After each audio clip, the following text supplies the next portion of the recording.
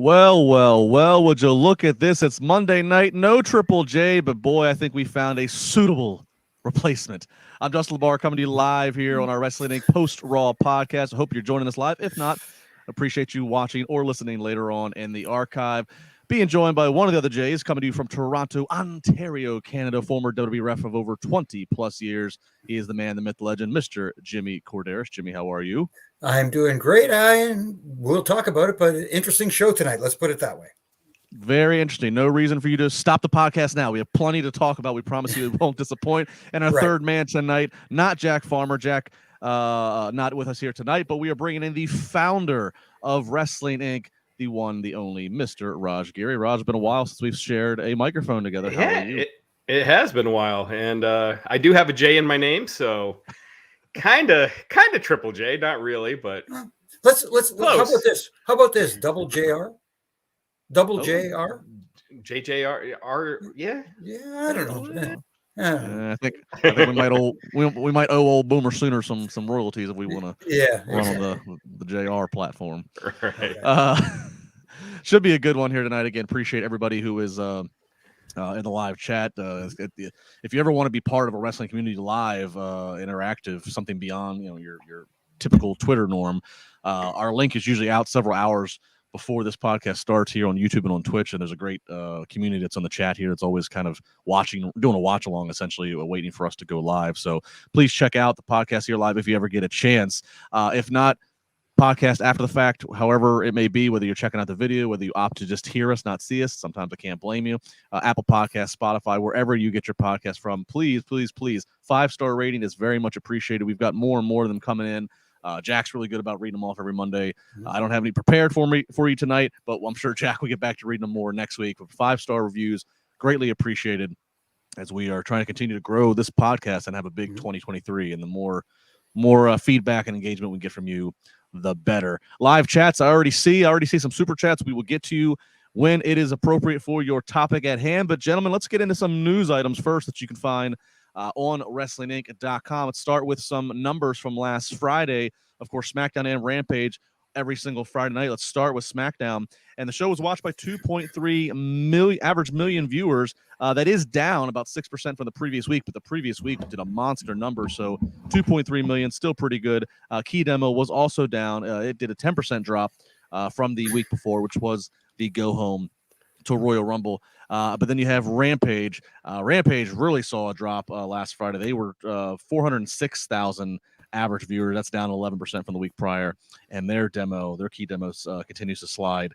It came in about 149,000 viewers in that 18 to 49, which is about down from 20% from the week prior. A lot of numbers, Raj. I always let you crunch numbers. I know you track ratings pretty diligently. What do you make of SmackDown? Slight drop from the week prior. Rampage, big drop. So SmackDown, it was 2.3. What was 2.3 what? 2.3 million was the average viewers, which was down 6% from the go-home show the week prior. Okay, was it 2.3 something? 2.384.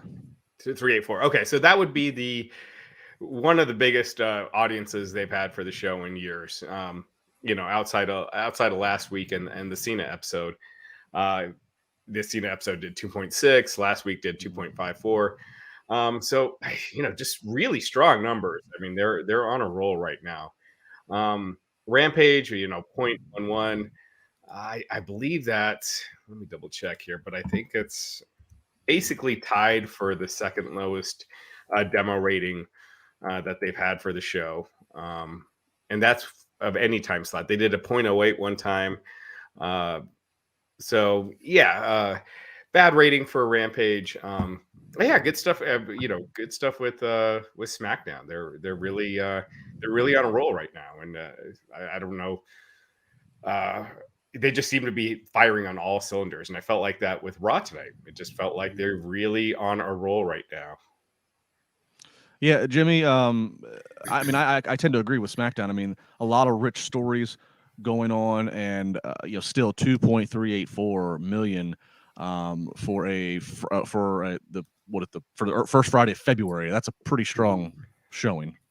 It absolutely is. And I think it speaks volumes, like you said, that people are getting invested in the stories. And the big story, of course, is the Bloodline storyline and Sami Zayn, and also the question mark curiosity factor with Jey Uso, what's going on there. I think that's got people drawn in. And sometimes we forget that these are the things that tend to draw bigger audiences in. Yes, there's a core audience that just loves to sit down and watch the action in the ring and watch matches. But at the same time, as we were talking before we went on the air, as much as people don't like to hear this phrase, it is weekly episodic television, and you want people to go, I wonder what's going to happen next, and tune in again. And that seems to be what's going on, especially with this Bloodline storyline. Raj, I never, other than the probably one of the early stuff with CM Punk, I never watch Rampage live. I just don't. I don't know. I rarely watch SmackDown live just because I'm not podcasting after it. So it's just it's something to look forward to in the DVR. With Rampage, is it going to take it moving into an earlier time slot? Is it going to take it being live? What is it going to take to get it? Because I mean, they're putting more names, they're putting more AEW credible names on Rampage, but it's still sliding down for the most part. Well, what happens a lot of times is that they'll put a John Moxley or someone like that on the show for a couple weeks. They see a little bump and they see an increase, and then they go back to what they were doing. And you know what? This last Friday they had the Elite, their first trios match in weeks and weeks. So it's just, once you have it in your head that it's a B show, it's hard to overcome that. And once you see a show as skippable, it's hard to for it to become a priority viewing again. And I feel like that's kind of where Rampage is right now. It just feels like it's an afterthought.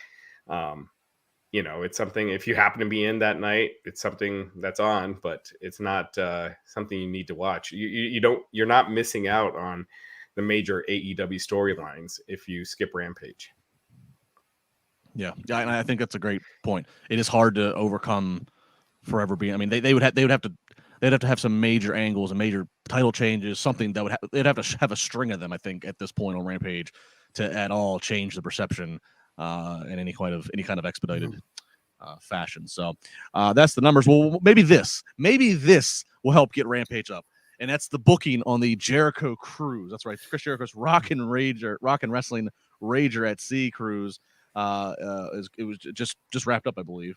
And one of the things that certainly caught social media's attention was a moment where we got Danhausen and Jerichohausen, and they Jericho dressed like Danhausen, face paint, cape and all, and some great viral clips and pictures going around of them locking in the walls of Jericho on Austin and Colton Dunn. Rajhausen, does this get your attention?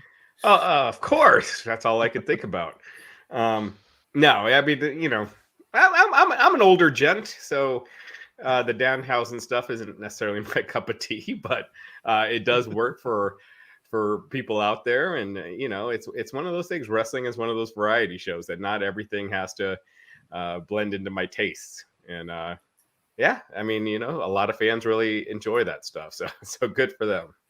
See, I thought, I know you hate when actual magic is attempted by wrestlers. Danhausen really, he hasn't fully proved his cursing magic. I thought you would have said this is like this is the savior. This is the answer to the magic wrestlers. Yeah, no, I definitely don't think that. It's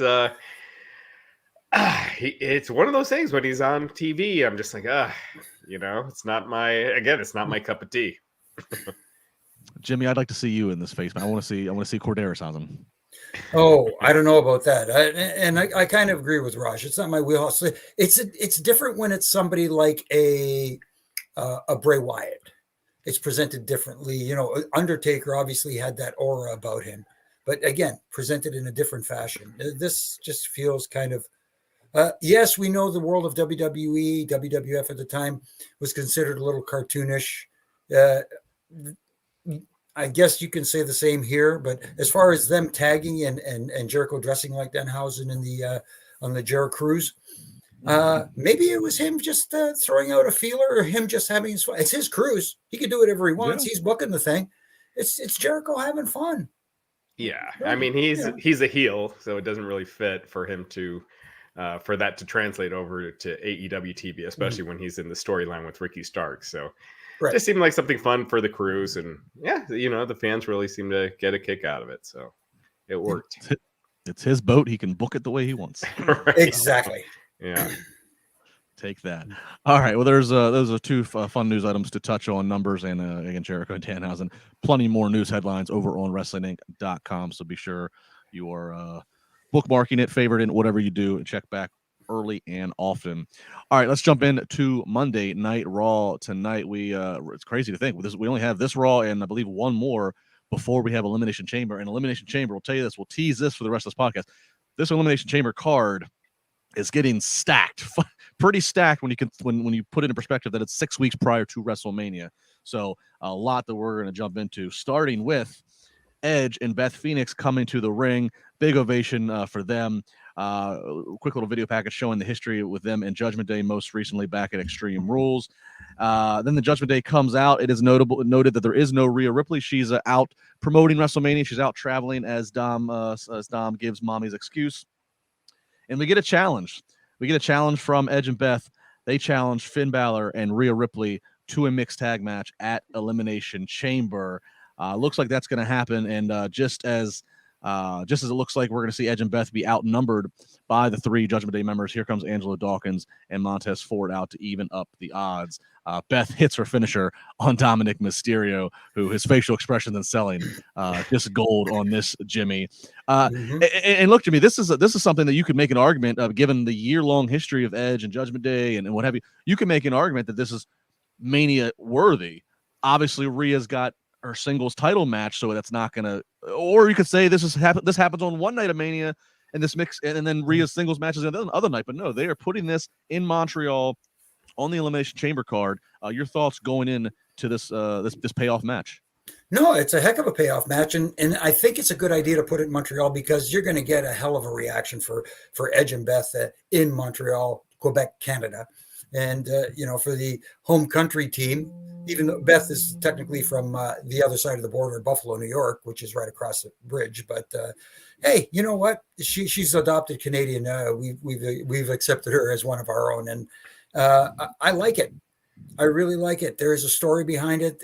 I'm invested in this, and the crowd is invested because they want to see retribution by Edge and Beth. And the one thing I did like about Edge's promo is he kind of taking credit for Judgment Day and their success, despite the fact that they kind of ousted him out of the group, but he still claims responsibility for making them what they are today.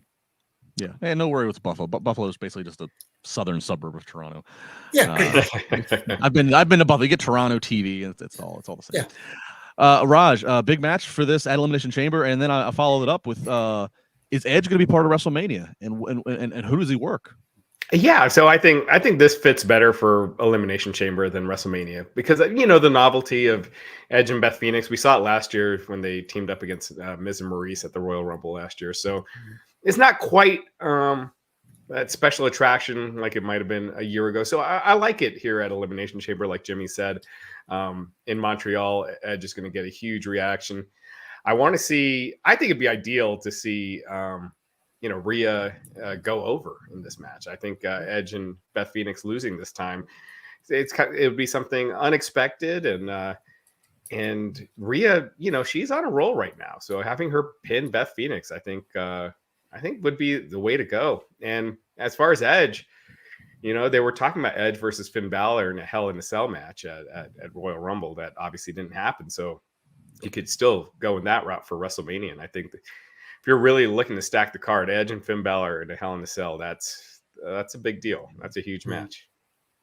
Yeah, again, 2 nights of Mania. So or Damian Priest. I was going to say I'd actually want to go Priest. Quite honestly, I would like to, if assuming Priest doesn't walk out as United States champion from the Chamber. I'd kind of like to see if Finn's going to get the rub being in this mixed tag here. Let's also get it to Priest. I think we all agree Dom's probably going to be penciled in with his dad. So right, yeah. And Dom was gold again tonight. I thought he is so good in this role. He kills me. It's amazing seeing him from when I remember him as this little kid. He used to run around the ring before shows, before TV and stuff like that, turning into what he has become. He grows and grows every week. It's just incredible. Yeah, he's great. And he's just low key, just so hilarious that he's must see when he's on now. Yeah. He really is, and it's like who would have thought just something so stupid of he's going to do hard time for the domestic, and they just ran with it. I mean, and Corey Graves in commentary does a great job elevating it, but they've just really ran with this. And I think and Edge making the comment about dropping pants, and they just have something every week. They have a new bullet every week to fire at him, and he gets such heat, and the crowd just eats up any this. Maybe he might be one of the low key Raj best stories in WWE since the empty arena, because he's there tagging with his dad. They're being tag champions. They're in the empty arena COVID time. Already hard enough to be a young kid in his situation, not having a live crowd, and just kind of being Rey Mysterio 2.0. And he's completely developed into something on his own to where he's going to have a payoff match with his dad, but he's got plenty to run with without the Mysterio name. Yeah, absolutely. So. And it's when he came out at the Royal Rumble, he's just getting a ton of heat, and I'm assuming he beats Ray at Mania, and I think when that happens, it's gonna get a huge reaction. So I think they're Triple H. I gotta say, with this era, there's the storytelling has just been really, really good. They're not even stuff that doesn't click. At least they're letting it finish, like Dexter Loomis and the Miz. It might not have been the best storyline, but at least they didn't just drop it if it wasn't working. They at least, had a start, a middle, and an end, and they saw through it. So I think, the storytelling has just been fantastic. And I think Dominic it's funny how much a heel turn can just change your career. Whether it was, Roman, it was still a main event guy, but once he turned heel, he just went to a different level. And, sometimes that's all it takes. Yeah, no, and there's definitely been a tone of consistency under the Triple H booking, for better or for worse on some stories, but it's been consistent, and you do see it through, and they're real good little Easter eggs and such. So, Judgment Day once again, even without Rhea, who I argue is the biggest star out of the group, even without her, Judgment Day making their presence known, and they're going to continue such. As we said, Angela Dawkins helped come out to even up the odds, and that segued right into the Elimination Chamber qualifying match. Dawkins versus Damian Priest, of course, winner gets into this chamber match that is for the United States title. Dawkins hits a swanton bomb. I don't know if I've ever seen him hit that, but that is not the finish, though. A kick out there. Ultimately, though, Priest is actually going to get his chokeslam, his South of Heaven chokeslam done, and that's going to get the pin on Dawkins. So 1, 2, 3, Priest earns his way into the chamber, and Jimmy, it was done clean. There was no low blow. There was no ref distraction, I believe. It was just they had some couple hard-hitting blows that led into in the sequence that led into it, and Priest got the chokeslam finish clean, which I thought was a pretty big deal on Angela Dawkins, who the Street Profits continue to rise their stock up.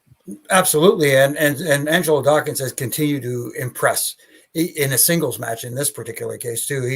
He's really improved. One thing that really caught me was his selling.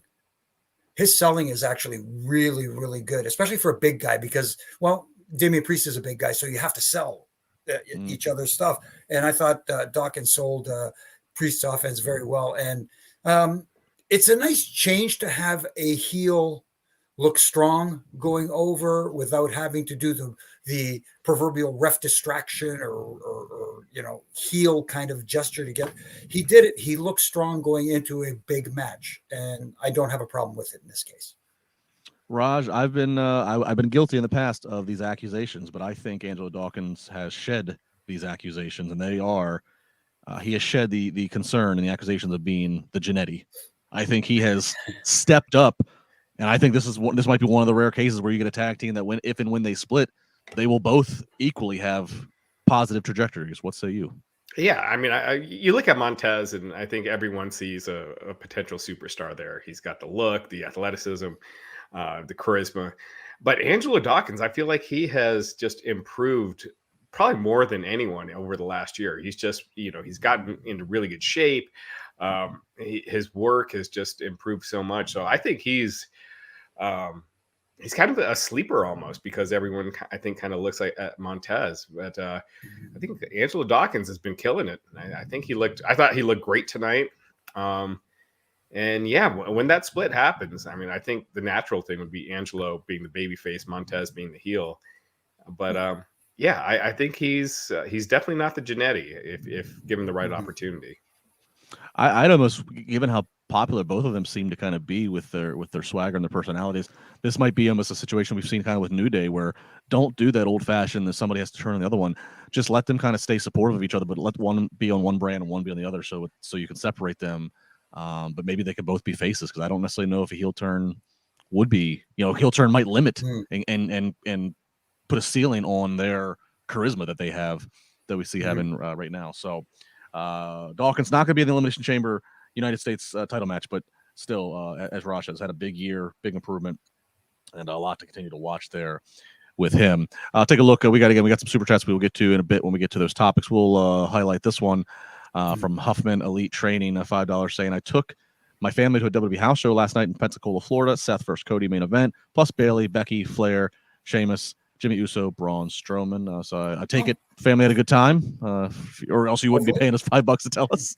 Yeah, strong lineup, that's for sure. Yeah, I'm taking it Cody won too, but yeah, that's WWE doesn't need any video right now going around of Cody Rhodes taking any L's. Right. Yeah. Right.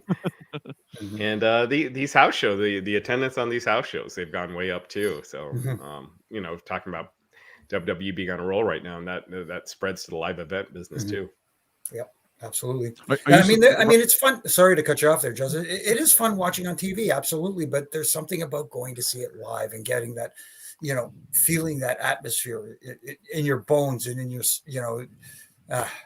indescribable. Yeah. Well, and again, going back to what we complimented earlier, obviously WWE has no shortage of TV time to work with. They have 5 hours a week, and then specifically with Mondays, the 3-hour show, which we all still agree 3 hours is long every week. But even shows like this tonight, it wasn't painful. They at least utilize the time, and they flush out some stories that give you some background on people. So I think, again, doing that and being consistently seeing the stories play out, it makes it more worthwhile to get that more intimate experience in a house show versus in the past when those house shows would trot out a lot of people who you maybe didn't even see on Raw, or if you did, they were chasing the 24/7 title. So just more to care about. So good to hear you and your family had a nice experience there. Chelsea Green's not having a nice experience. And they did over 5,000 fans for that show last night. So for a live event, that's a really good number. I mean, they were cutting and slashing live events like crazy before the pandemic. I mean, I think they were losing money with live events. Mm-hmm. Yeah, it was almost seeming like it was an outdated revenue stream, because they weren't profitable anymore, and now here they are, just they're doing really well. Are you? I haven't got to talk to you about this week. Jimmy and I talked a little bit last week. Are you surprised to see AEW starting to dip their toe into the live event house show waters? I think a little bit, just because their attendance is down right now. So it feels like that would be something you'd want to do when business is hotter. But, I think AEW, they need to find new revenue streams. And so if they're hitting markets that they don't usually go to, like smaller markets, and having a couple top guys at the show and then filling it up with some of the younger talent, it could be a good way to, have a new revenue stream coming in. So I definitely think it's a good idea to try it out. Mm-hmm. Yeah, and good on them not to pigeonhole themselves and promise that they're going to do X amount each week. They can kind of make their own rules. Yeah. You do like 5 or 6 and see what it's like. And if they're losing money, then cut down. But it seems. Yeah, but like you said, Raj, when you do these live events / house shows, put a couple of name talents on there to draw some audience and utilize some of the talent that doesn't get used on television, and maybe because they're unfortunately, I don't want to say unfortunately, it's great that they're there and they're getting paid, but at the same time they're getting used. They need to be used in some form or fashion. Yeah. I mean, you have guys that you forget are there with the company because you just don't see them on TV that often, or they're on dark and and Elevation, but not on Dynamite. And if they're not getting that Dynamite TV time, it's kind of, you're not really getting the reps in. You're not going to grow as a star. So at least this gives them, more dates and opportunity to work. Right. Well, opportunity is all Chelsea Green wants. She wants to be part of the Elimination Chamber. She wants the right kind of beverage and the snacks. I mean, how hard is this? She berates Adam Pearce and threatens to call his manager if she does not get what she wants. This is, of course, continuation of what we saw last week. We'll get back. I had in my line, I'm kind of going linear. We'll get back to her, which we are going to get more Chelsea Green. I want to speak to the manager, so stay tuned there. But we'll comment more on Chelsea here in a bit. Up next, Baron Corbin versus Dexter Loomis, and all throughout the match, commentary noting how Baron Corbin, just the win-loss record has not been what you would think it would be, having the wrestling god JBL there in his corner, and JBL visibly looking frustrated all through the match. Once again, Corbin's going to lose to Dexter Loomis, and not to mention he was only in the Rumble for 7 seconds or whatever it was. And then later on backstage, we're going to see JBL berating, just verbally cutting down Corbin, saying, you're channel changing TV. My legacy's attached to you. This is a problem. You're nothing but a clown. I think he ended with, you can't polish a turd. So, Jimmy, you've been berated. You've been berated on the golf course by JBL. I don't know if you've ever been, I don't know if he ever called you a turd, but where do we go here? Because Baron Corbin's been one of those talents that he's just steadfast, a really good heel. Crowd doesn't ever really seem like they want to cheer him. What's the direction that we go if, in fact, JBL is truly going to split from Corbin? Yeah, that's an interesting question. It's happens next, and it's always about what happens next. And I don't know if the crowd really wants to cheer Baron Corbin or just want to see something different from Baron Corbin. It's clearly not working with this audience, him as a heel, even pairing him with JBL. JBL's getting all the heat. Corbin's not getting all the right kind of heat. Let's put it that way. Maybe trying to have him turn on JBL and whether he causes damage to the limousine, the horns, his cowboy hat, whatever the case may be, he does something to JBL to at least start that ball rolling and see what kind of reaction the crowd gives them. And if they start to respond in a positive manner, maybe it is time to turn on babyface. Raj, it's been, I don't know how many weeks it's been, but it's been like months at this point that JBL has been in the corner of Corbin. Do you think this is what they intended to do when they set out, or do you think that it just wasn't picking up the certain momentum they wanted, and this is their way to get out of it? Yeah, that's what I think it is. I think, they thought pairing them together might help get Corbin over, to the next level, and it just didn't work out that way. I just felt like something just didn't click with their pairing. And like I would forget that, like JBL was his manager until you see him on TV. It was, it just didn't click. And I think Corbin, he's got all the tools. He's, he's got a good look. He's got size. He can talk, but, they're trying all these different things with him. And so far, I think the closest thing that came to clicking was when he was doing the bum ass Corbin stuff, when he had the mustard on his shirt and was broke, like it was entertaining. But it definitely looks like that's the end of JBL and Corbin for the time being. And I think JBL is probably just off WWE TV for now. Yeah. I'd love to figure out what the missing ingredient is, because I tend to agree. Corbin's got all the tools. He's athletic. I mean, despite being, again, not a favorite to like social media or whatever, but and he certainly gives it back to them. But I mean, he's got size, he's got athleticism, he can cut a promo. But you're right, it's kind of like, I still, even though if you follow his social, he likes high end food and good whatever, like he likes fine things. But it's like, I look at him, I'm like, I don't look at you as the guy that's with the stock market mogul. Right. I still look at him more as the end of the world, apocalyptic kind of assassin. So maybe it's just the backstories aren't there. I don't know. Yeah, it kind of reminded me almost of, this is a bad comparison, but it just reminded me of like Rockabilly and Honky Tonk Man. You remember that? or Roddy Piper and Sean O'Hare. Sean O'Hare. Oh yes. it just really oddball pairings. Yeah, it just never, you don't see how it's going to click, and it doesn't. And yeah, even though they're paired with guys that are big names, it just the chemistry is not there.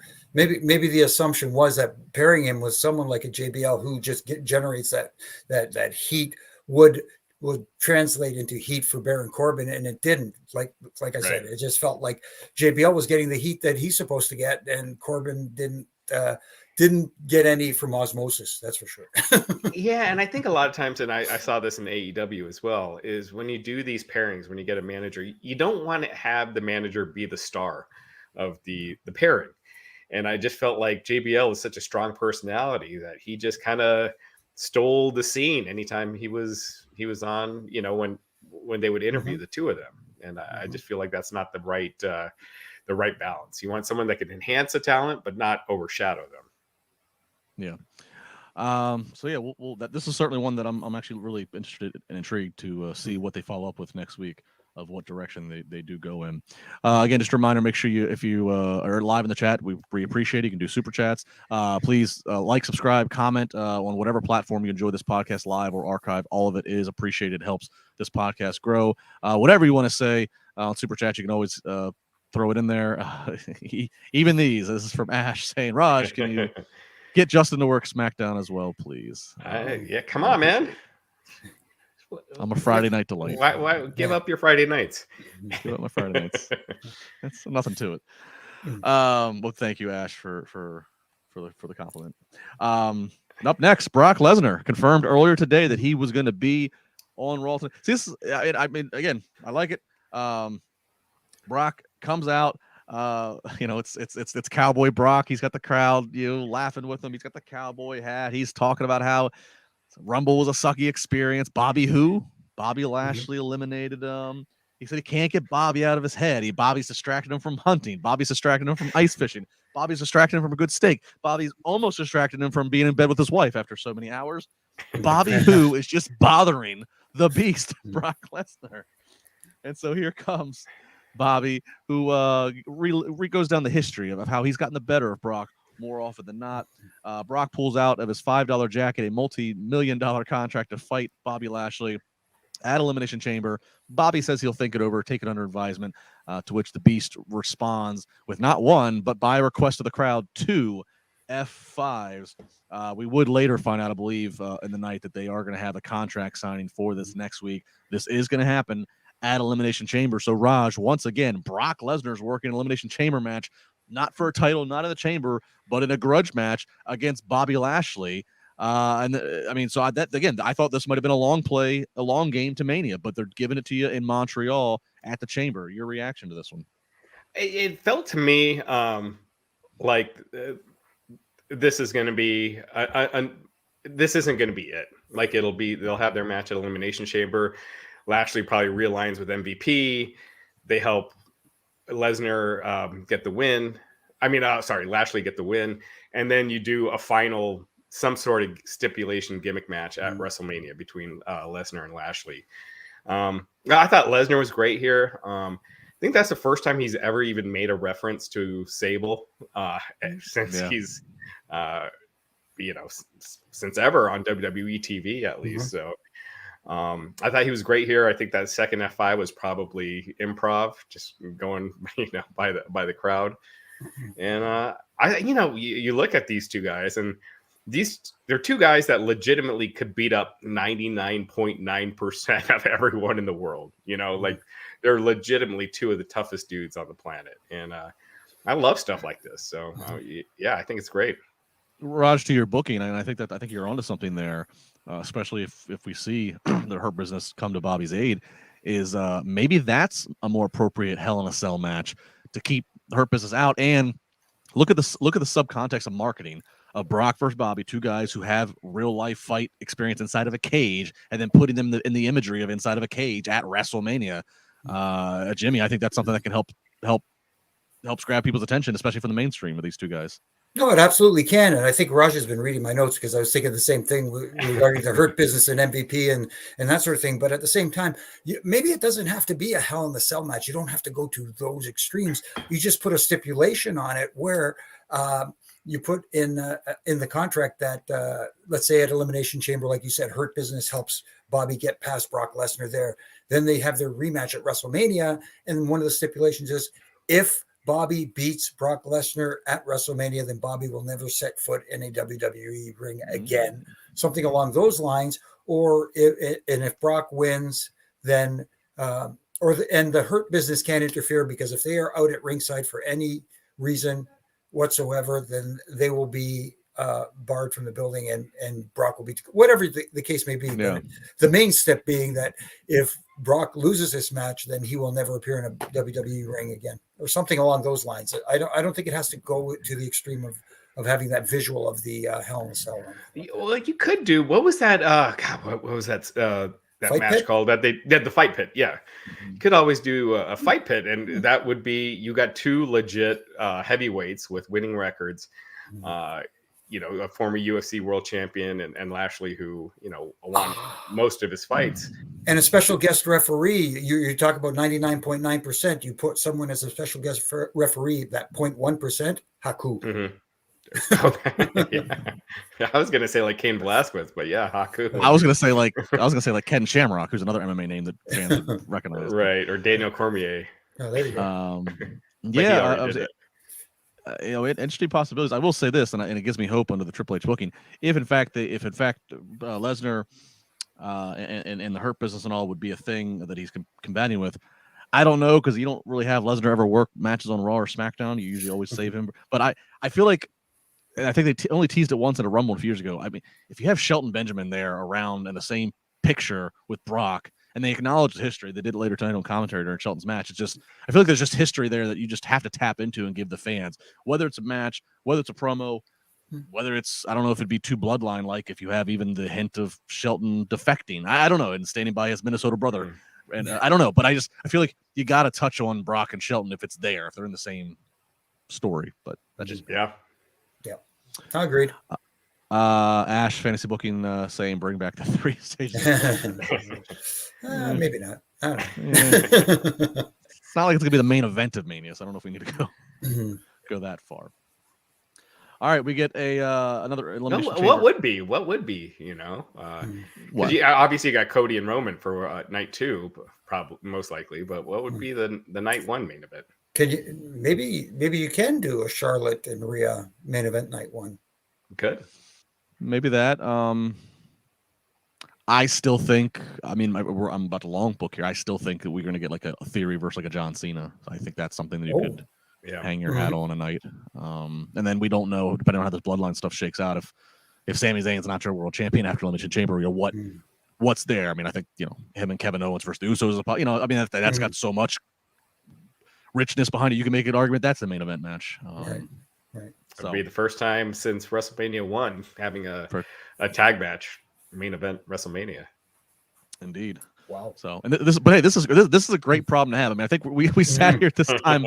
At this time last year, we pretty much knew, other than the Austin had not been confirmed, it was still being speculated. But otherwise, we're usually at this point in the last couple of years, we know exactly what Mania is going to be, and there's only one road to take. But they have several. They have a a roundabout with a couple detours of roads that they could take, which is tremendous. Growing up, being such a big wrestling fan in the 90s, it's a kind of a bummer that Rock and Austin are not going to be wrestling at this year's Mania. But at the same time, it is the company in their hottest period in a while, and they're going with their current stars. So that is definitely a good thing. So, no, absolutely. That's what I said to Jimmy and Jack after Rumble was, people were kind of like down that there wasn't all these great surprises and returns, but it's like, hasn't the complaint always been in the years that they've relied on that they relied too much and they didn't build current stars? Well, now they built Gunther, they're building Rhea, they're building Montez Ford. It's like, this is what we want. To do a record-breaking WrestleMania during record business without using any of the stars from the past, Cena, but outside of that, that's it. That's a huge feather in their cap, and that's telling that they're making new stars. And not to get off topic here, but like Cody mentioned something in an interview recently where he said that WrestleMania this year doesn't need The Rock, and it wasn't meant to disrespect Dwayne Johnson, The Rock. It was meant to say that they have the talent to put on a hell of a show at WrestleMania, and they do.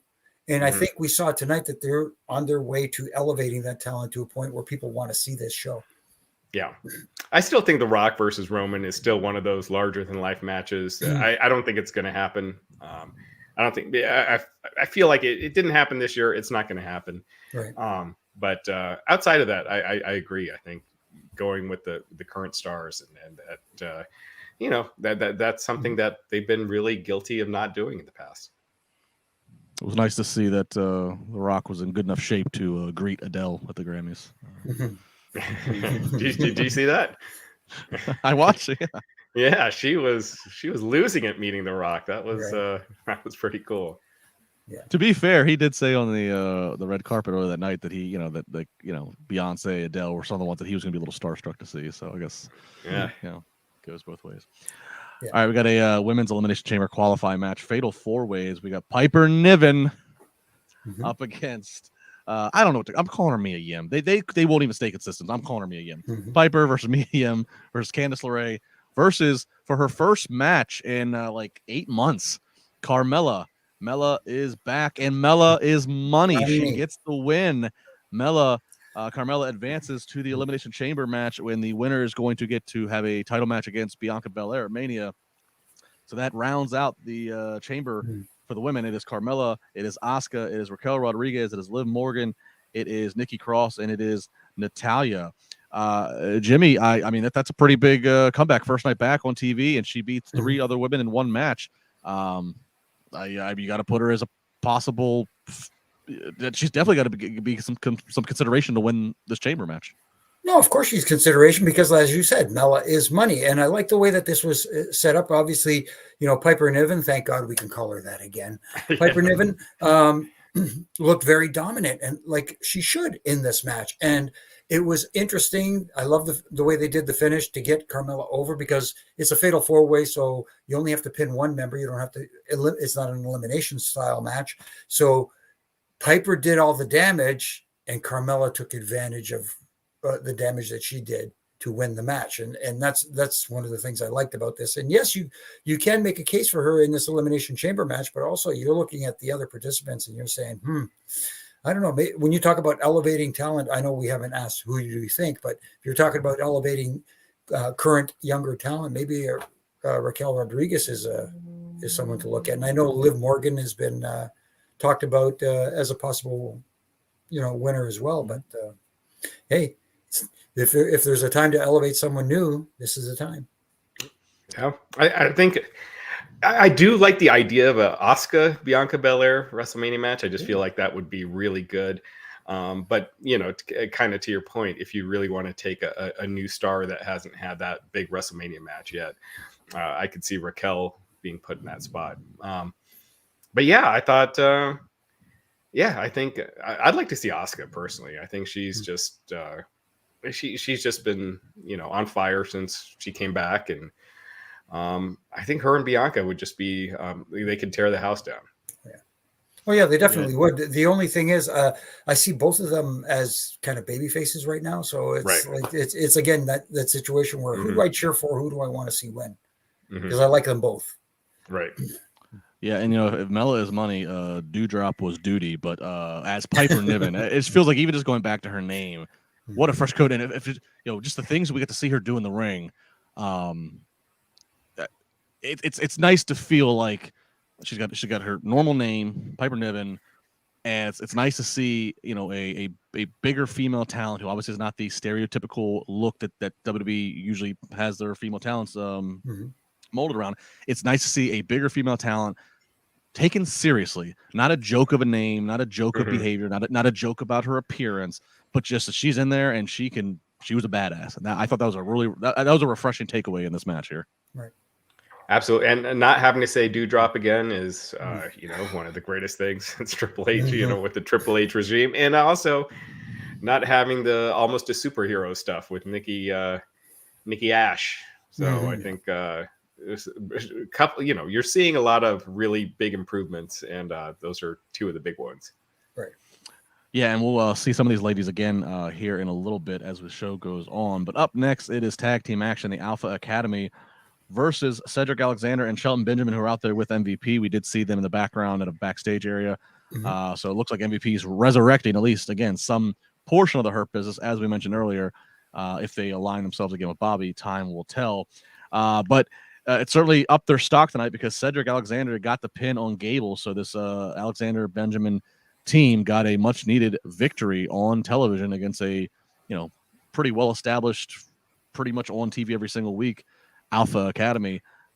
Jimmy, I was a little surprised with this. I gotta admit, I didn't see Cedric Alexander getting a pin on Gable happening on Raw tonight. Well, here's the thing. Like you said, here's an established team like the Alpha Academy, but when was the last time you saw them actually defeat another team? I think sooner or later down the line, this is the most, you use them to help get other teams over, and they're great at doing it. Don't get me wrong. Chad Gable is awesome in the ring, and Otis, is filling his role as well. But this team needs a big victory to feel more as an established team. It's almost like they are, I hate to use this term, man, because I like the team, glorified enhancement talent. They're just there to make other teams look good, and they're good at doing it, and they do. And Chad Gable is just tremendous. There's a guy who I think could branch off into a singles career and be a big star, but I just want to see more from them. Yeah, Raj, has Alpha Academy ran its course? I was just kind of looking that up. I don't think they won a match on Raw since at least since last summer. So kind of to Jimmy's point, they've kind of become enhancement talent, and they're really good. And so it'd be good to see them being utilized in different ways. I don't know. They did that tease with Otis and Maximum Male Models or whatever last week. So I could see them thinking that'll be something amusing, but I definitely think it has run its course. I don't know where you go from here. They're always entertaining when they're out, but I think the fans just see them a certain way, and that's going to be hard to overturn at this point. I think let them finish out the road to Mania. Put them in whatever entertaining spots you can, or if, as Jimmy says, even if it means having to let them take some L's for some other acts that need more immediate wins. But I'd say, that night after Mania, that week after Mania, when the WWE calendar resets, Chad Gable as a credible single star would be up there in my projects because he's there. Because we've talked about it before. I think we all see it. He's got this marriage blend of Kurt Angle and Owen Hart, in his presentation and his abilities. Yeah. And Otis, I think people forget he was really kind of on the course to become a big single star, and then COVID happened. He had that storyline with Mandy Rose, and then the pandemic happened. They never really got to go through with it, but. He was super over there for a while. Yeah. Yes, he was. So big win there again for Alexander and Benjamin. Backstage, The Miz, he gets approached by Rick Boogs, who was touting his victory against The Miz last week. Miz going on and on about how if he was properly dressed and had time to prepare, that wouldn't happen. But Adam Pearce is too big of an idiot, blah, blah, blah, blah. Continues to run down Pearce, who is standing right behind him. And the match gets made for next week. Miz will have plenty of time to get prepared and dressed for a match against Boogs. This feels to me, Raj, like Rick Boogs might be moving his way in to be the replacement for the goofy comedy face that Matt Riddle has abandoned for the time being because of personal issues. Yeah, for sure. And Boogs, first of all, I think he needs a different last name. I don't know how you go. It's changing that. Yeah. But man, he is just massive. He's like he's got that 80s physique, like Don Morocco and Jim Powers and those guys back then that were just so thick. And he's a huge dude. And he just seems like someone that being sidelined with a comedy gimmick, it's only going to take you so far. And I feel like he could probably do more. Mm-hmm. Jimmy, what's your thought on Boogs? You talked earlier about Corbin, something missing. There's something missing with Boogs, and I don't want to start calling him the Booger. because that might end up on a T-shirt one day. And I don't know. It's just damn, pal. See, and that's like Raj put it good. He mentioned guys like Morocco and stuff like that. Morocco was, he was that thick guy that he was just a powerhouse and just beat people up, and he didn't have to do that comedy stuff. I don't know. It just, there's something there that's not clicking with me. There's something missing there. Edward Cousins says Thick Rick. He said it tonight. Thick Rick. Bernie says they resurrected Freddie Mercury in the Ultimate Warrior's body. That's a hell of a compliment, actually. I was thinking Dan Severn, but yeah, I could see Freddie Mercury for sure. Hopefully nobody from the merch department at WWE heard me say the booger, because that'll end up on a T-shirt next week. He's going to be coming after you, Jimmy. Yeah, that happens. Kayfabe Pumpkinhead. All right, so tune in next week to see Boogs versus The Miz. All right, so Chelsea, I call the manager Green. She gets out to the ring. She wants an opponent. Adam Pearce has found one. It is Asuka. It should be noted that as this match is going on, Chelsea does get a little bit of offense to start, but as this match is going on, all the different ladies that are going to be involved also in the chamber are out there kind of surrounding the ring. So Chelsea's kind of showing off and talking smack to them, forgetting she's in the ring with Asuka, who then slaps her into an armbar. And that is that. Asuka gets the win. Thank you, Chelsea. Overall, I was going to say, I think the character's fun. I mean, it's a very kind of topical character. Raj, I tweeted this. I could just try to imagine if we did this 8 months ago. Would you want to be the writer that has to try to explain and pitch what a Karen is to Vince? And then it just goes, well, goddamn, pal, just call her Karen. It's better it's being left in these hands. But I think Chelsea is fantastic in this role. She doesn't come across like she's acting, and I think that's one of the biggest things with the character, when it feels like a natural, where it doesn't feel like you're playing a character. And she was just a natural here, so I think she's onto something. I mean, I don't know if it's a main event thing, but she's really good in this role, and I'm glad to see it. Yeah, Jimmy, this is entertaining. I agree. This can't be her career forever, but it's a launching point to get her on TV and get people familiar with her before she evolves into something else. Right, and she's getting people invested her in a negative way, but she's getting heat, and especially like, again, we talk about this all the time in today's day and age, having a heel getting natural heel heat as opposed to being a cool heel. Where people go, I like them being a heel. This is kind of like you said, Raj, it feels natural. It feels like she's being, what's the term? A Karen? I feel a swatter touch right now. Anyway, but it's working for her. It is awesome. And again, one of those situations where I see where it goes next. Right. Yeah. We'll use this since I think this is like the last time. Oh, no, it's not. Well, we'll use this time right now to talk about potential women's tags based upon this super chat here from Michael Martinez, $4.99. He said, who would you want to see challenge for the women's tag belts, assuming we get one at WrestleMania? I feel like the women's tag, I mean, there's a lot of good stories that's been going on and consistency, as we talked about. I feel like that's one that it's almost like it's not necessarily a room or time or care for the women's tag consistently right now.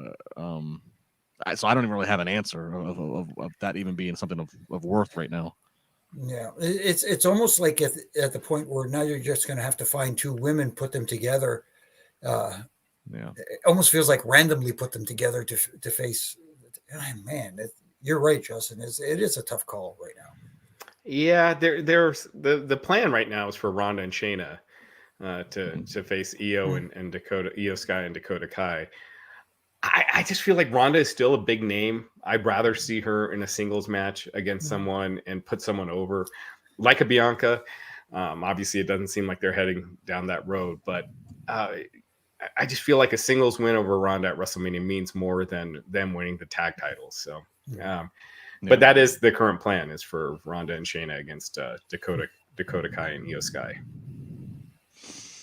All right, we're getting ready to get into a highly talked about part of this Raw. So again, just a reminder, if you've joined us live somewhere in the bit, we appreciate it. You can always check out the rest of what you missed once this archives. Please leave a rating, leave a nice comment. does a lot of things for the podcast. All right. I gotta move the notepad here closer because this is dialogue. I gotta get out here. Cody Rhodes comes out to the ring, cut a promo, and he immediately acknowledges the Sami Zayn elephant in the room, meaning that Cody Rhodes is planning to challenge for the world title at WrestleMania.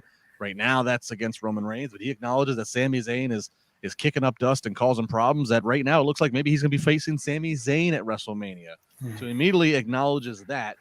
Then is interrupted by Paul Heyman. Paul Heyman says congrats to Cody for his Rumble return and win. Cody then tells a story about how he has immense respect for Paul Heyman. He basically tells a story about how back in 2000 his family was broke. His dad's doing local car commercials just to hold on to the car. Dad's really down and out. But then he gets a call from Heyman. ECW's coming to town, and Paul offers to pay Dusty a nice payday to come and do an appearance at an ECW show. Paul kept his word, and that also gave Dusty some confidence back. Cody acknowledges how he was just at a previous place, and so from one disruptor to another, thank you very much. Paul then begins to tell a story saying, Cody, as much as I love you, you've never been prepped for this. You've never been prepped. And what about your dad? Your dad trained right down the road to the Performance Center, and he prepped and trained Seth Rollins, Becky, Bayley, KO, Roman Reigns. He prepped them all for the big spotlight that is WrestleMania main event. He never prepped you. And Paul's final parting words were the last conversation he had with Dusty Rhodes. Dusty said to him, Cody's my favorite son, but Roman Reigns is the son I wish I had. To which Cody, enraged, says, I'm just trying to win a title, but you've made it personal. And at Mania, I'm personally going to take the titles off of Roman Reigns. Jimmy, just this is why you got to be watching the video, folks. Jimmy just did the mic drop. Jimmy, I'll leave it. I'll leave it to you. Go ahead. No, man, what a line to close with from Paul Heyman. And Cody did something in his retaliation to that line that he didn't do in his promo last week after he had won the Royal Rumble. He didn't say that he was going to defeat Roman Reigns at WrestleMania. He said that Roman would not leave with the titles, but he never said that he would be the one to take the titles away from him. Tonight, he said that he will take those titles away from Roman Reigns. So that's the interesting thing. The only thing you could kind of nitpick about during this segment, it was so darn good. Now I want so much to see this match at WrestleMania between him and it kind of takes away from the match coming up at Elimination Chamber between Sami and Roman. And having the idea that, hey, maybe Sammy's got a shot here. Do you know what I mean? It's kind of conflicting, so to speak. A great promo, don't get me. It was awesome. I loved it. I really want to see this, but it also we're heading into Elimination Chamber, and it's not making me think about Sami Zayn right now. And I think I was gonna say, should they have held? Should this have been what they do the night after, like the Monday after Chamber, when there's no distraction of Sami Zayn? I mean, it's almost hard to kind of sit here and be like, they shouldn't have done this tonight, because I do have a lot more faith in this booking team and where they're going with the story. So I'm assuming that there's a reason why they did it this early. Jimmy, to your point, I think when Cody said it might be me and Sami at WrestleMania, the crowd was like, no, it's not going to be. no one. You could tell they weren't buying that. I mean, I think it's not necessarily a bad thing that the WrestleMania match is overshadowing Elimination Chamber, even though that's the next pay-per-view coming up, because ultimately that's your big show. That's the huge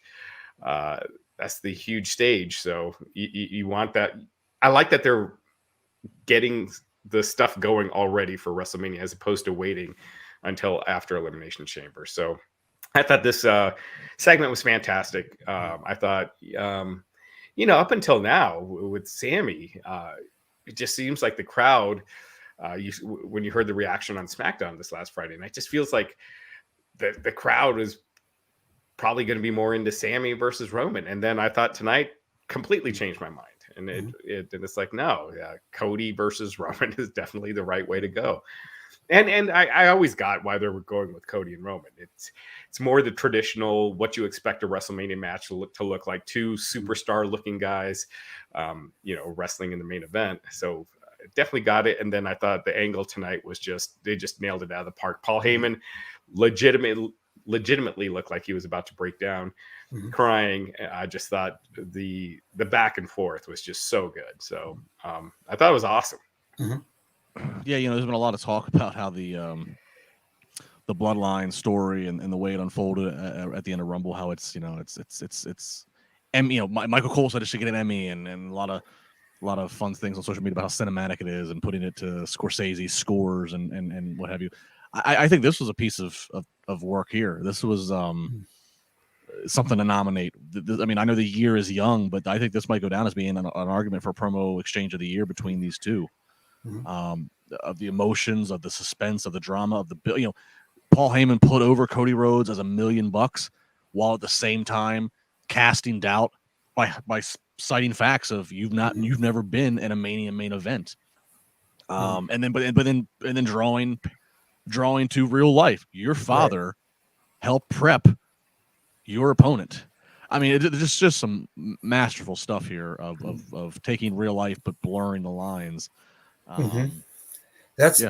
Sorry, Justin. That's the beauty of it. You talk about it. It got very personal, and sometimes when you peel back the fourth wall or peel back the curtain a little bit, and you try to go in that direction to give people a little bit of insight on what happened behind the scenes, so to speak, it takes a left turn and not a good one. This one, it was a perfect balance of that nice little peek behind the curtain, that little peek behind that fourth wall, and bringing some realism and some real life and some real emotion, because you saw it in Cody's face, you saw it in Paul's face. They got very emotional, either that or their Oscar winning performances, one or the other. But I think the emotion that we felt from them was genuine tonight. And one of the best things I thought about it was when Paul did drop that line about he wanted Roman Reigns as his son, or he always wanted a son like Roman Reigns. Cody didn't like fly off the handle. It wasn't like an unrealistic over the top reaction. It was subtle.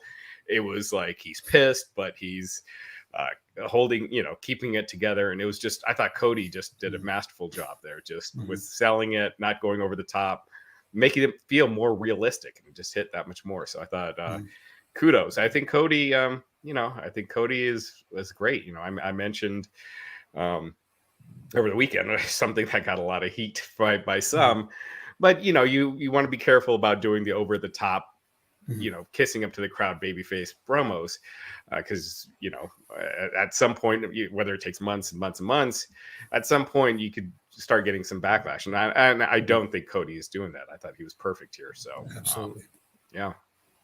Let's take a look at some super chats. I've been waiting for this topic.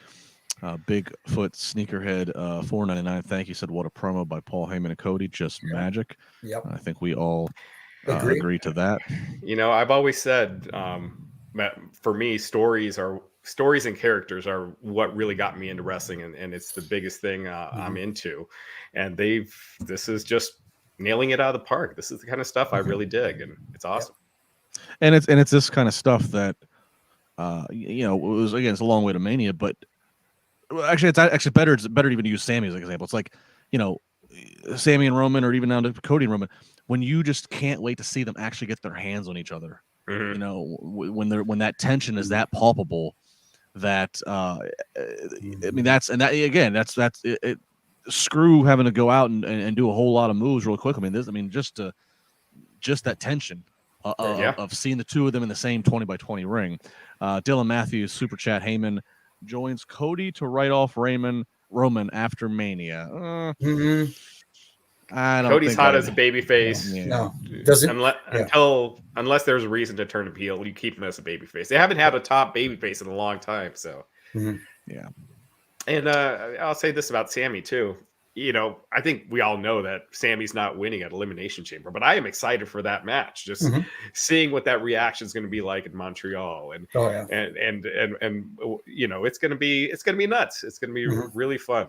So and just see what they did with Jay and everything. No, go ahead, Justin. No, I was just going to ask you guys both, to that point, now that Cody kind of mentioned Sammy tonight, and they chose to do this promo tonight with Cody and Paul, still 2 weeks ahead of the Chamber. do you keep Cody as far away? Like, do you not even have Cody appear at Chamber, not in a skybox, not in a whatever? Or is there some value to, if things get out of control and it looks like they're about to, kill Sami Zayn and the story, is there value to having Cody's, even his music hit, just to be a presence? Where's the fine line of Cody's involvement at this point with this other story? Well, if it's leading, sorry if I cut you off there, Raj. If it's leading down the line to WrestleMania, where it's going to be Sammy and KO versus Jimmy and Jay for the tag titles, with KO coming out, let's say, to help make the save if Sammy gets outnumbered by the Bloodline, somebody else needs to have to come out. And if you're in Montreal and you come out to help KO and Sammy, and it's Cody, he's going to get that positive reaction that you want to get on Cody. You know what I mean? So maybe that's a way to go to get the babyface heat on Cody, so to speak. I personally think you keep them apart, just because I feel like in the past when you've seen like them try to use Roman and transferring Daniel Bryan's goodwill to Roman, it just doesn't work out. And I just feel like it would work out best if you just kept it separate. And it doesn't look like Cody is trying to get some of that Sammy dust, I guess. You know what I mean? And he has his own thing. So I think you keep the Sammy, Owens, Uso stuff, separate, keep Cody out of it. And then you go straight to Cody and Roman. And, after seeing the segment tonight, I'm like, man, the first time they do that Cody Roman face to face, it's going to be electric. Yeah. Yeah. You're probably right, Raj. We have seen it. And it's like if everybody wants to see Sammy kind of as that, that underdog, if he comes up short, but then here's the guy Cody who does get to go to the big dance, it might fuel some jealousy or some spite out of the crowd. So even if Cody doesn't, even if he's not warranted it. So hell of a promo, hell of a segment tonight. At the end of the day, like you guys said, it was gold. Mm-hmm. Yeah. So a lot of things to look for. Real quick. Yeah, I mean, it's right. It's what, and I don't say that often about a lot of segments these days, but I want to go back again to feel the emotion and look at the facial expressions. I'm sure I'll catch things that I didn't catch live as I'm, voraciously writing notes here. Yeah, that was the promo version of a twisting, burning 450 Hammer Phoenix splash. Yeah, but it's funny because I rarely watch matches again, like a second time, but I watched that Sammy Roman Royal Rumble segment again, and like lately it's just been like these promos and segments that has me watching it more than once. Yeah, and you catch things the second time. And Jimmy, this was not a promo example of 20 pounds of potatoes in a 10-pound bag. They just they let everything breathe. Everything got its exactly. All right, we will close the book for the moment on that one. I will go back to super chat that came in regarding the women's tag titles, and I don't know if I'm Kelvin saying he's mentioned that the girls in NXT just lost their tag titles. They're established with the team, a ton of chemistry. There's such a fraction of the audience that's watching NXT that that's not going to quite do it for Mania 6 weeks away. No, there needs to be a lot more build for them than that.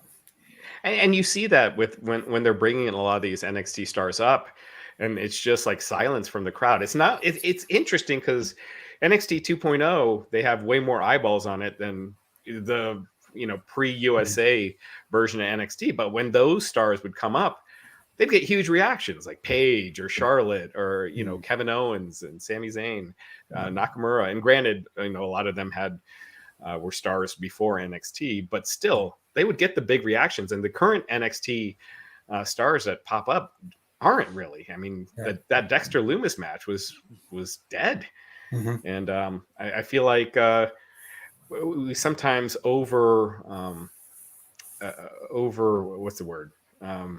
We overestimate. Yeah, just how many the Raw and SmackDown fans know these NXT guys. Yeah. Or in years past, they get the big reaction, whether it's because they had a name somewhere else or whatever, or it's a big reaction night after Mania because it is a very clued in, smart, dedicated fan who travels around the world to watch this. But then you move to the next city the week after. You go to wherever, and it's like they don't have. That's not the same. Yeah, I really feel like with a lot of these NXT talents, they should do more vignettes, like building up their, not obviously you don't want to do the same thing for everyone, but someone like a Dexter Loomis could have used some vignettes to kind of introduce that character. Because if you're not familiar with that character already, it just seems weird. It's like, why is he not talking? Why is he not, like... why is he not? Why is he hanging out with white meat babyface Johnny Gargano? That's a confusing thing when you see this guy who looks like he's a serial killer. And it's been a few weeks, and yet we still have no idea why.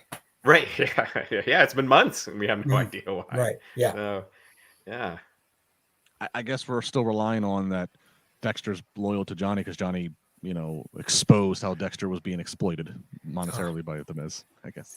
Okay. Yeah. And then they took the recovered funds to some of the JBL Corbin poker games. So right. There you go. I just solved all the world's problems. All right, Montez Ford versus Elias, Elimination Chamber qualifying match. Montez Ford, crazy aerial skills. He does a dive where he runs corner to corner, jumps over the turnbuckle to the outside. Makes me just think about. He wins the match, by the way. Makes me then think about what he could do inside of a chamber, given those obstacles. So your Elimination Chamber match that is going to be for the United States Championship. The champion Austin Theory was on commentary during the whole time. Mm-hmm. Your chamber match for the title is your defending champ Austin Theory versus Montez Ford, Bronson Reed, Johnny Gargano, Damian Priest, and Seth Rollins. Raj, I'm going to be honest. Reading off the names I just did,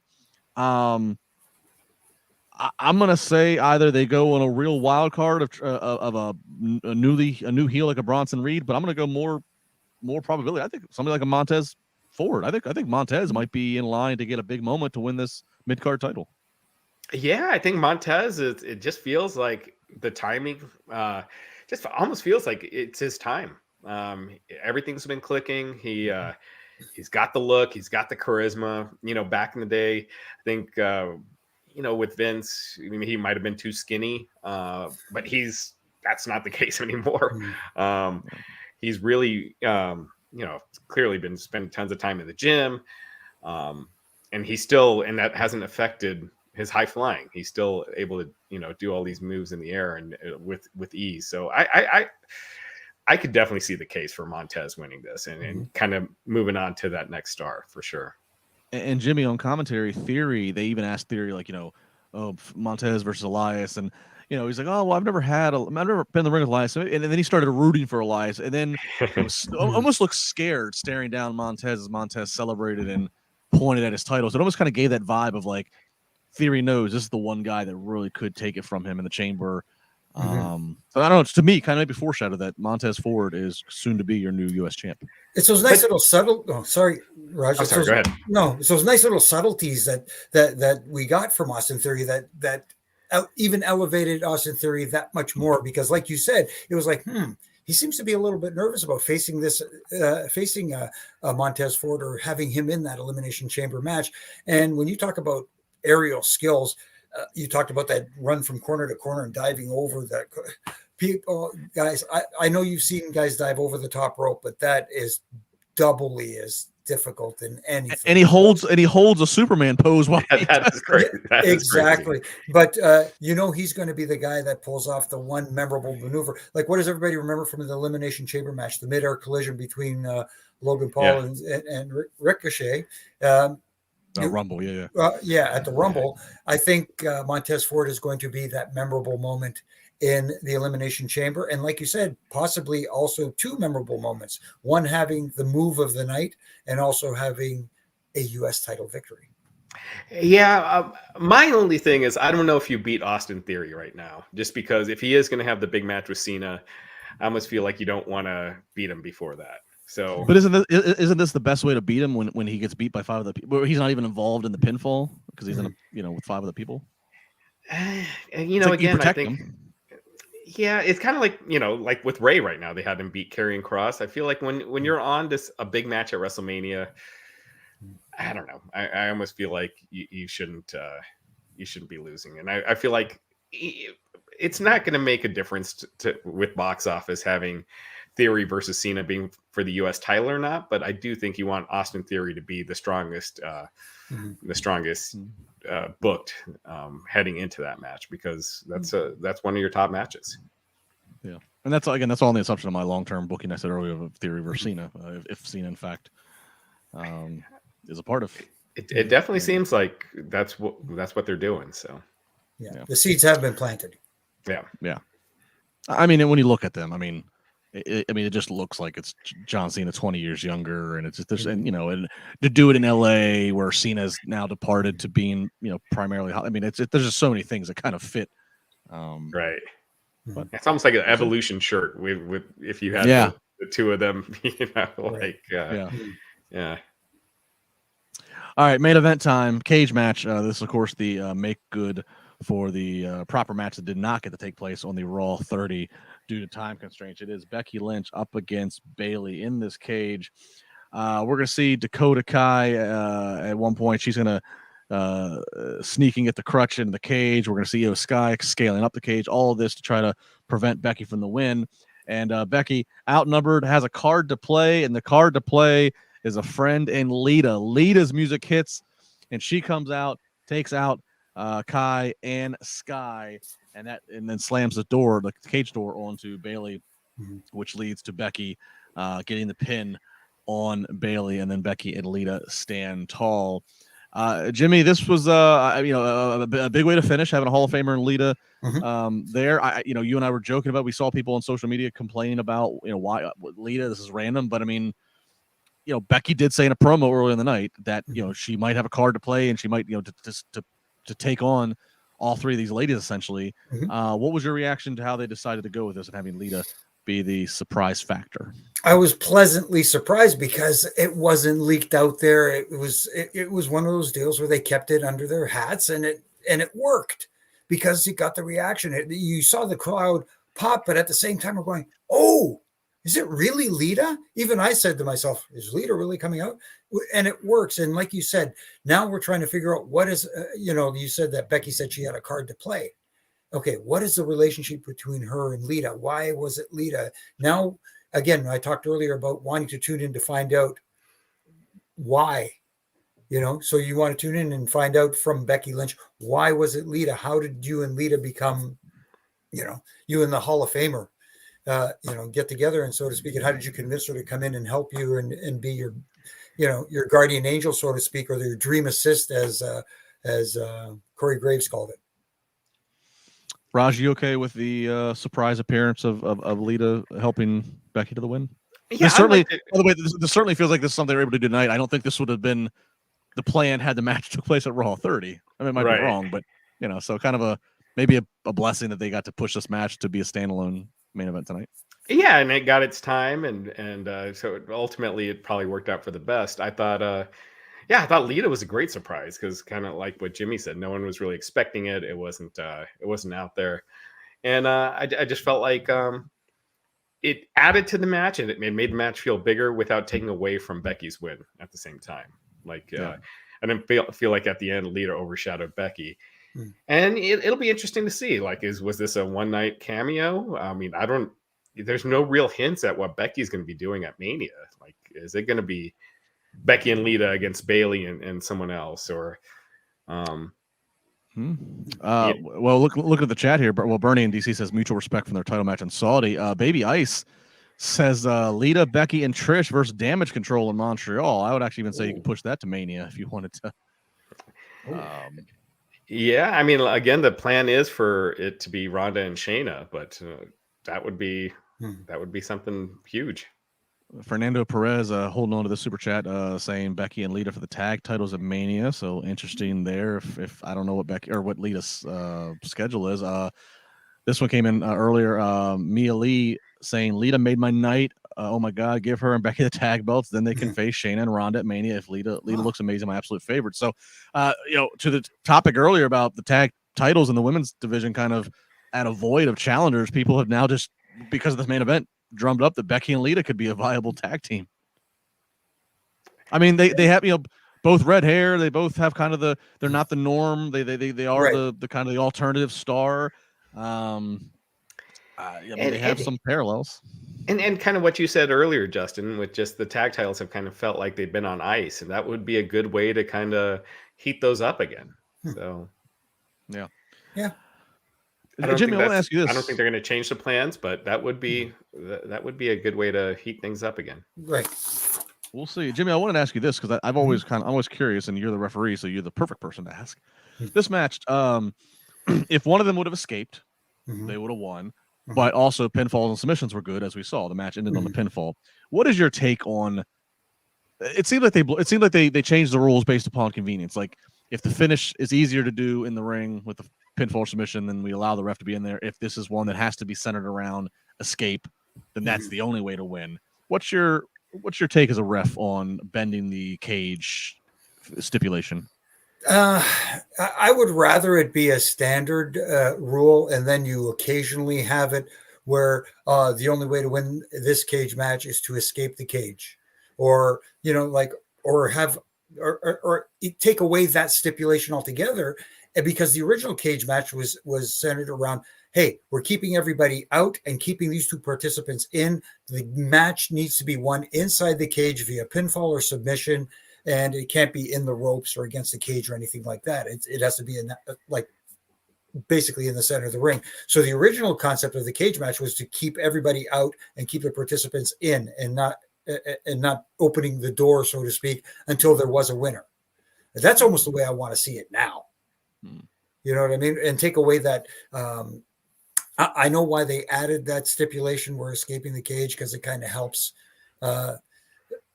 someone's rep, so to speak. They could lose the match without losing any steam, so to speak, because they didn't get pinned and they didn't submit. So I almost wish that they would go back to old school in that regard. Yeah, I don't know. Just like Raj, I feel like there are some stories though where it really, like, I always, when I think about a cage escapes, like I think to SummerSlam '94 with Brett and Owen. I feel like what a perfect situation that was, right? We'd already seen Owen surprisingly beat Brett at Mania that year, but Owen had done such dastardly things, and you have all the Hart family and players and members, keep all of them out, but now Owen's locked and has to, in the cage, has to face off his brother. Like, I kind of like the thought of, like, okay, you got to escape if you want to survive this. No more pinfall submissions. You got to escape.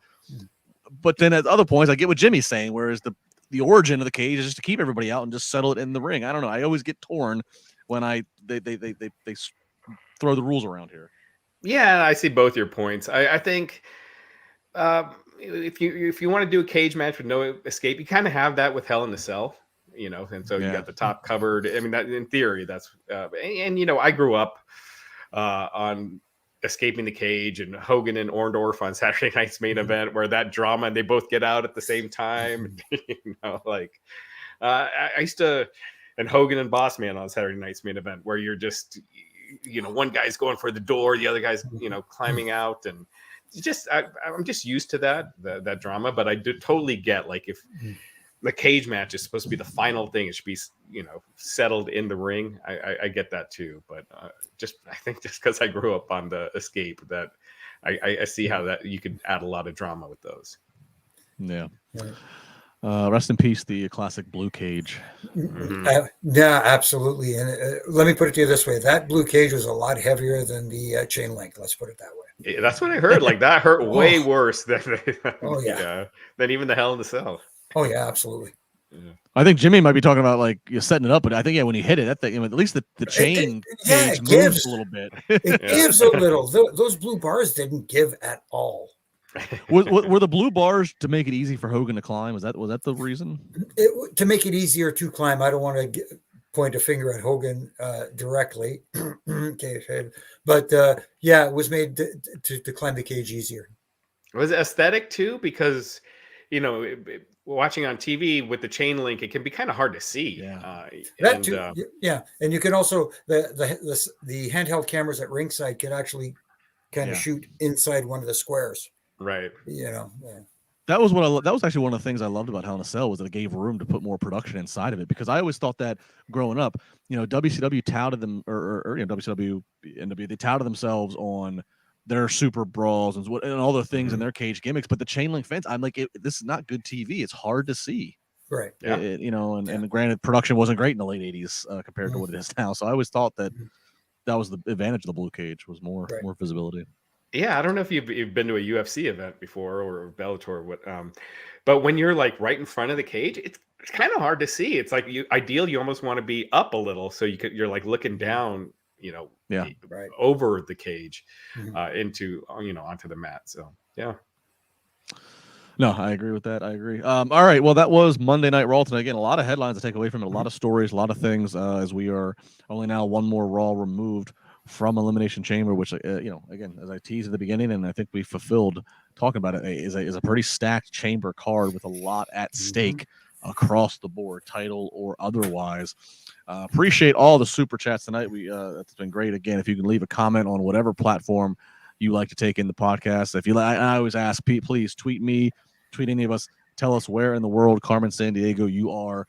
How do you listen to this podcast? Are you procrastinating at work? Are you ignoring your boss? Are you cleaning the house? Are you cooking? Are you whatever? What are you doing? How are we getting you through the day? Love to hear it.